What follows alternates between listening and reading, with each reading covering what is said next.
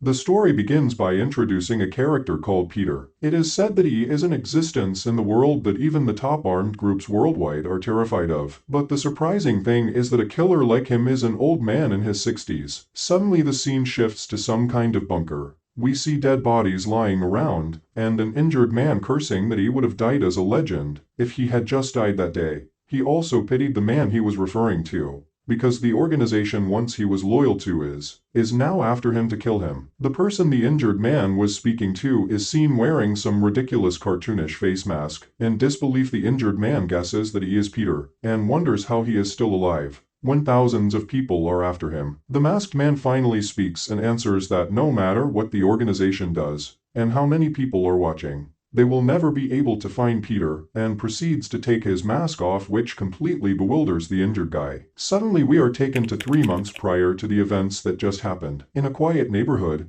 a doctor through a voice message is yelling at an old man to stop ignoring the hospital calls, and get his ass to the hospital, and warns him that at this rate, he'll die within 3 months. The old man is none other than the legend Peter himself. His thoughts are that he is not afraid of death, because he has been handling life and death situations his whole life, and he doesn't regret that he dedicated his whole life to the organization. He sees himself in a mirror, and he suddenly realizes that he has never taken a picture of himself in the past. A young high school girl enters the store to purchase middle school textbooks for her siblings. Peter welcomes her for the specifications. Peter casually asks if the girl is a senior in high school, and she affirms that she is. Peter takes out a bundle of new textbooks, and says that he will just give it to her, when she urges she doesn't have enough money to pay him for the new textbooks. Peter advises her to take it, and not regret it later for not being able to fully support her siblings. Out of curiosity, she asks him if he regrets something, and he answers that the longer one lives the more regret they have. A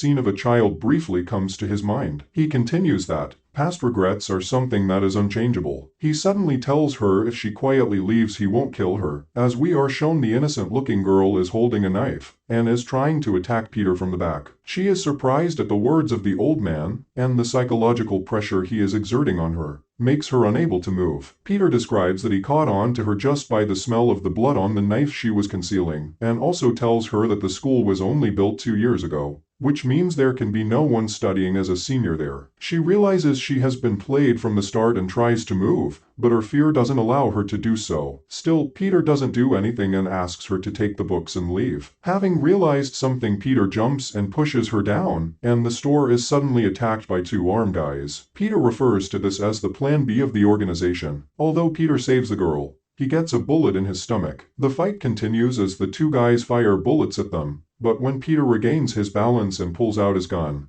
the guys take the girl hostage. Also, due to old age and his illness, Peter is unable to move his body as he did in the past. He gets punched and kisses the floor. Another tattooed bald man appears and mocks him, saying even the legend is not immune to illness. Peter asks him about the reason behind the attack, and he replies that the boss didn't like Peter. A bounty of 7.6 billion is on his head, which is the exact amount Peter had earned in his lifetime. The bald guy is called the 8-legged man, and he frantically asks Peter to die by his hands, so that he can have his money. The fight continues and Peter crashes into the back door after exchanging a few blows. The assassins think he is knocked out and approach him, but to their surprise, Peter throws a flash bomb at them, blinding them, and escapes the place. Their boss asks his underlings to find Peter in rage. The scene shifts to a children's park. Peter is shown struggling to even sit, and he realizes the fact that he has grown old, and laments that he couldn't fight properly. All his memories flash in front of his eyes, and every single memory is of the organization. He was discarded by the new boss as he had grown weak because of cancer. Peter regrets his pathetic life. He resolves he shouldn't die in this manner,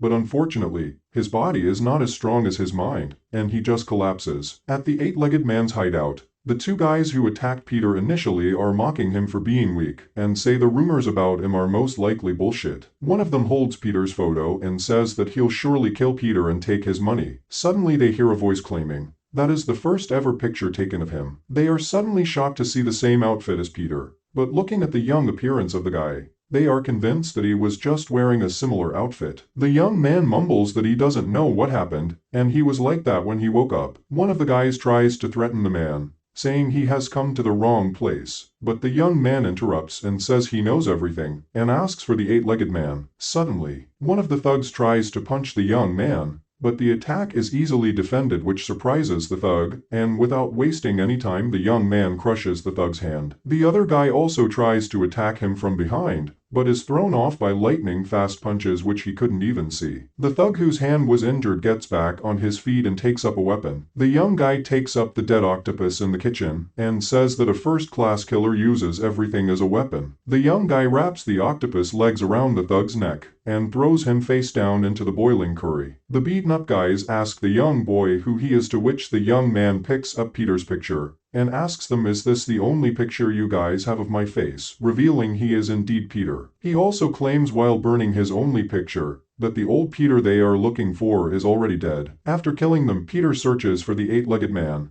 but fails to find him and leaves the place. The scene shifts to a train station where Peter is in the washroom, and is still in astonishment about how he turned into his younger self. He also praises his young and handsome face without shame. With all the thoughts running through his mind, he first decides that he needs to get some new clothes. He notices two guys who look like gangsters smoking in the non-smoking area, and politely asks them to stop it. But the guys try to bully him, and threaten to beat the shit out of him. Peter quietly leaves and locks the door, then finishes off one of the brutes in a single punch, which surprises the other guy. He pulls out a pocket knife, but Peter is so skilled that he beats up the guy, while teaching the correct stance to stab properly, snatches the expensive clothes of one of the thugs, and leaves the place. We are introduced to the Glory Orphanage where Peter grew up, which after turned into a giant cartel that has influence in all corners of the political and business world, and Peter has vowed to dismantle the Glory Club with his own hands. The scene shifts to some meat storage where the eight-legged man has come to assassinate someone. That guy is confident that the eight-legged man can't do anything alone,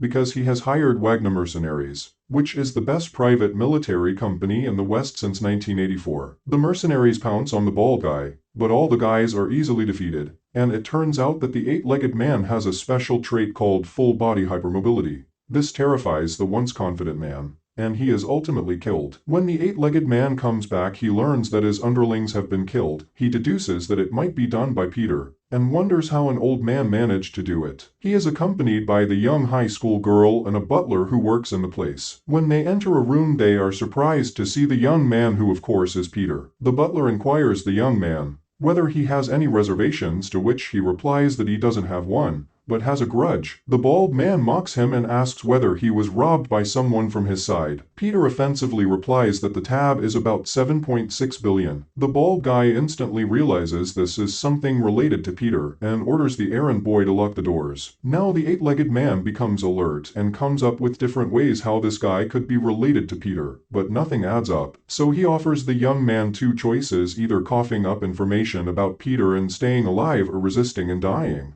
But the young man says he will choose the third option, and reveals that he is Peter, and also tells him that he was the one who killed both of his underlings earlier. He doesn't believe it and urges him to reveal his relationship with Peter. Then Peter asks to kill him to learn the matter, to which he orders his butler to shoot, but before the trigger is pressed, a chopstick flies into his neck and he dies on the spot. This surprises everybody present. Suddenly the bald guy takes out his gun and starts firing, and Peter lifts the dining table to defend. Seeing blood, the bald man thinks he succeeded and comes closer, where he realizes that the red liquid is not blood, but chili sauce. He frantically searches for the vanished Peter, who shows up from the ceiling, sprays chili sauce on his face, and in little to no time twists the bald guy's neck, making him collapse in one full swoop. He was quite shaken seeing such a skilled young man. But still, he had a card up his sleeve that was his special trait, his ultra-flexible body. He pretended to be dead, and as soon as Peter turned his back towards him, he attacked Peter and felt really happy that he succeeded. But he didn't know that Peter had pulled a substitution jutsu.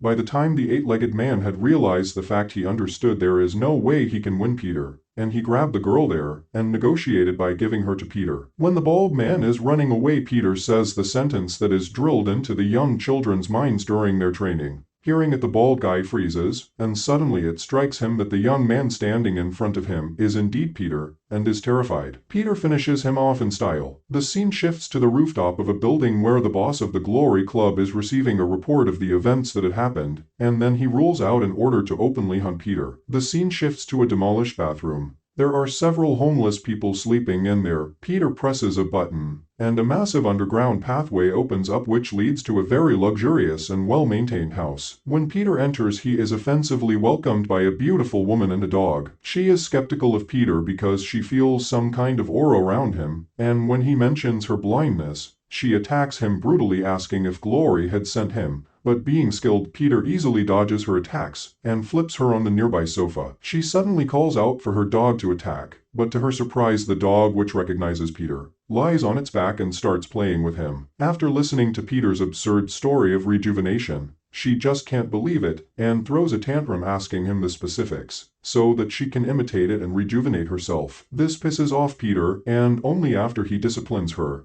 she becomes serious and asks him how in the world he will take on the Glory Club all by himself. He answers that his plan is to become a killer for the Glory Club and shake down the organization from the center itself. Although the plan was a good one, she says it is impossible because only those who have graduated from Glory Orphanage can become a killer for the club. He urges that she is wrong and mentions that there is a way, and that is enrolling in New Glory High School. The scene shifts to Glory High School, where a few girls are admiring a transfer student, who is none other than Peter himself, disguised as Kim Sung-gu. The school looks like any normal school from the outside, but the purpose of its existence is to foster killers, and Peter was planning to enter the killer intensive class. Kim Sung-gu reaches the auditorium where many kids have gathered for the prize distribution, and without a care in the world, Kim Sung-gu goes up to the stage and announces that his hobby and interest are fighting, and that he is a killer, which leaves everyone in utter shock. Heck, even his allies who are listening through Bluetooth are no exception. Exactly according to his plan, Kim Sung-gu manages to grab the attention of a certain group, who really don't seem to be right in their minds. After listening to the nonsense he was spouting, everyone burst into laughter. Meanwhile, a fat guy approached Kim Sung-gu and suddenly asked whether he had seduced Yi Jin, which truly confused him. The fat guy literally starts crying while cursing Kim Sung-gu. We learn that the fat guy is called Jang Yi-sul, who had conquered the whole district with his fists alone. He had been dating Yi Jin for a whole of 22 days, as she saw Kim Sung-gu and fell for him. As a result, she broke up with Jang Yi-sul. He attacks Kim Sung-gu to get his so-called absurd revenge, but for the first time in his life, he feels fear and sees death smiling at him. Surprisingly, Kim Sung-gu ends the matter with a flick instead of a punch. The whole drama is suddenly interrupted by a screaming teacher who takes Kim Sung-gu away. In the spectators group, a familiar face pops up who was with the eight-legged man when he was killed by Peter. She is curious about the reason Kim Sung-gu entered the school. During lunchtime, she is approached by Kim Sung-gu, who makes fun of her huge appetite, which annoys her. In a flashback, it is seen that Kim Sung-gu asked her to lie about the murders if she wanted to stay alive. She asks him why he had entered the school, but Kim Sung-gu brushes off the question. She bossily claims that outsiders like him can't do anything here, to which Kim Sung-gu asks for her help, while calling her Lee Yuna, which surprises her as it was her real name. Being a professional comes in very handy to Kim Sung-gu, and in that way, he could grab the attention of the higher-ups in the club. He aces in all kinds of activities including vision test and knife skills. The scene shifts to three trashy bullies trying to threaten a teacher with a lawsuit, and they don't even hesitate to beat up the teacher. At the same time, Kim Sung-gu arrives there to take care of the trash bin, and witnesses the scene. Maybe out of habit, they try to bully Kim Sung-gu and even spit on his outfit. When Kim Sung-gu doesn't react, the irritated idiot throws his fist around, but never manages to land a hit. Kim Sung-gu easily takes down one guy, while the other guy tries to attack him with a brick. Kim Sung-gu breaks the brick to powder with a single punch. The bullies get scared for their lives and apologize both to Kim Sung-gu and the teacher. When Kim Sung-gu bends to pick up the dropped mobile phone, he is suddenly attacked by that frail teacher, which he successfully defends. This satisfies the teacher's expectations, and he asks why Kim Sung-gu learned to fight. Kim Sung-gu answers that it was for revenge. Hearing his answer, the teacher invites him to join the volunteer club, which is exactly what Kim Sung-gu wants, as that club is his only way to become a killer for the Glory Club as an outsider. The teacher is none other than Glory's killer instructor. He takes Kim Sung-gu to the club room, which hits him in the face with a big surprise, because everybody there looks like harmless kids. The teacher introduces him as a new club member. Again, Lee Yuna, who is also a member, is confused seeing him there. Suddenly, two fit guys appear and start criticizing Kim Sung-gu, seeing the situation turning into a pain in the butt. The teacher suggests a welcome party, which is nothing but a fight. The two fit kids step up and attack Kim Sung-gu, which he easily stops. The two guys do not back down and fight him while bad-mouthing him and calling him a nepotism baby. After some time the two guys are seen sweating profusely. Everybody else is praising them and mocking the new guy who couldn't do anything, which is probably because Kim Sung-gu, or should I say the legend Peter, went too easy on the kids. Lee Yuna notices this and follows him to inquire about his plans, as he did not give his all, which is outright denied by Kim Sung-gu. She can't contain her curiosity, and wall slams Kim Sung-gu and insists that he answer her, but Kim Sung-gu cleverly slips and escapes, saying it is his lunchtime. Meanwhile, a man is happy that his bus was rented for a big sum of money, but only one person arrives and says that the rest of the space would be for his luggage. The driver understands the shadiness and simply shuts his mouth and drives off. At the volunteer club there is an announcement of a new quest, which is from Glory Club's biggest sponsors, and the reward for the mission was official acceptance as a killer. Realizing the value of the reward, many of them are skeptical about the level of difficulty. The quest was to recapture the chairman's only son who was kidnapped with other teenagers. After explaining the quest, the teacher asks for volunteers, and only these 4 guys step up. When one of them asks if they can depart right away, the teacher denies them permission and sends them to an amusement park. That's it for today. If you have liked the video, hit the like button and subscribe for more videos, and comment your thoughts below. If you do find my video interesting, feel free to check out my other videos. Thanks for watching.